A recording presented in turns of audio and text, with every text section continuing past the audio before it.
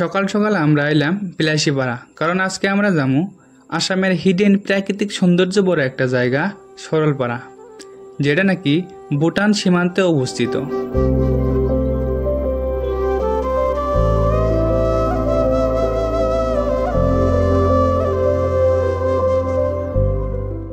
আমরা Kokrajhar main town হয়ে Bodoland national হাইওয়ের উপর দিয়া যায় আছি সরলপাড়ার দিকে। রাস্তা ক্লিন আর ভিড়মুক্ত হওয়ার জন্য বাইকের টান 100+। আসামের কোকরাঝার ডিস্ট্রিক্টে যে এত সুন্দর ন্যাশনাল হাইওয়ে আছে আমি এর আগে কোনোদিন দেখিও নাই আর কল্পনাও করি নাই।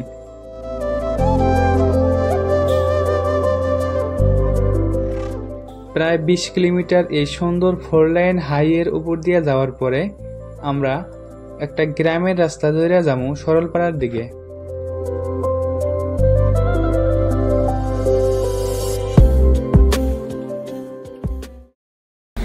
ভালোভাবে আইলাম, খেলা হবো এখন।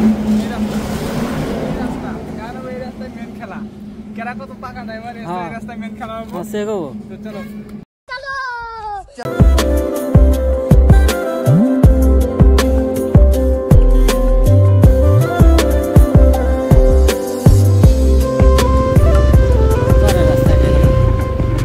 বড়োল্যান্ডের এই গ্রামের নাম হয়তো কি হব জানি না, কিন্তু এই গ্রামটা আসিল আর এই গ্রামটার রাস্তা আসিল খুবই সুন্দর আর কম জনবসতির একটা গ্রাম।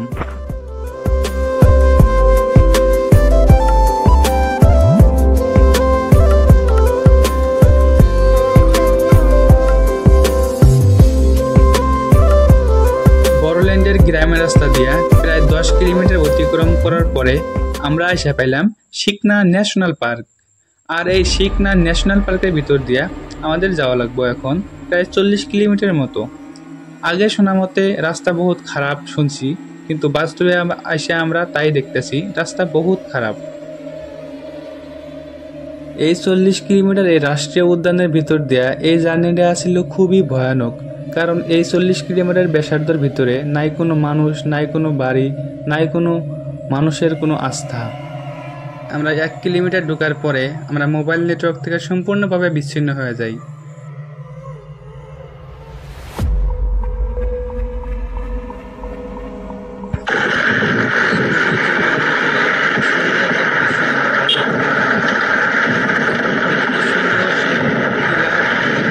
ওই পদ্মার জাগ দেখি জঙ্গলের ভিতরে রয়েছে। পদ্মার জাগ এমন জায়গায় থাকে যে জায়গায় নাকি জিরো পলিউশন, কোনো পলিউশন নাই।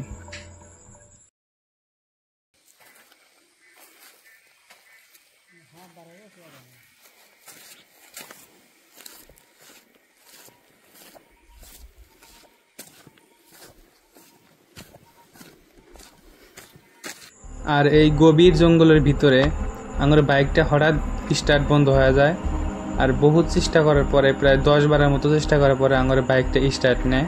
কী জন্য বন্ধ হইলো, এর আগে বাইক আমার কোনদিন এরকম বন্ধ হয় নাই, হঠাৎ বন্ধ হয়ে গেছিলো। এদিকে তো মোবাইল নেটওয়ার্ক তো বন্ধই আছে, আর হঠাৎ করে বৃষ্টি বসে যায় এক জায়গায়। আমরা বহুত ভয়ই পাইয়া গেছিলাম জঙ্গলের ভিতরে।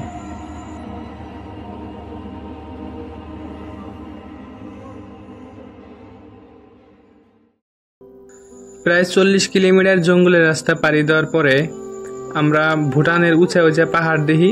আমরা বুঝে যাই আমরা নিশ্চয়ই সরলপাড়া পিকনিক স্পটের কাছাকাছি এসে গেছি। আর পিকনিক স্পটে ঢোকার আগে আমাদের বাইকের থেকে 100 টাকা এন্ট্রি ফিস নিল, আর কারের জন্য হয়েছে 200 টাকা এন্ট্রি ফিস নেয়।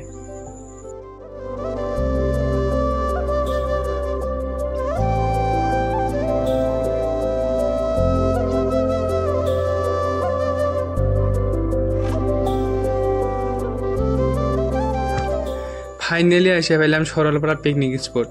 এনে বহুত মানুষ যার যার মতো এনজয় করতেছে, কেউ পিকনিক খেতেছে, কেউ গাও দিতেছে। আমিও টানা রোদের মধ্যে এসে আমার কুলে এলো না, সোদা হিসুরের মতো নেমে বললাম পানির মধ্যে।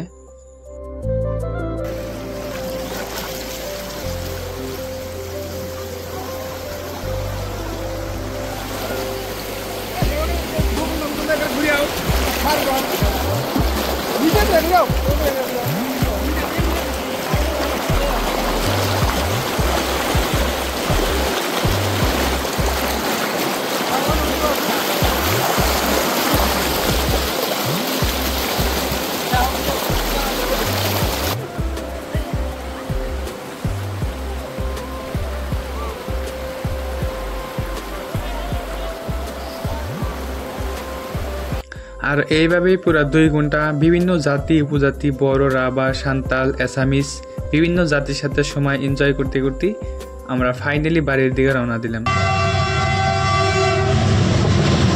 আর আমরা বাড়ি পাতি কোকরাঝারে রাত হয়ে গেল। তো বাই বাই বন্ধুরা।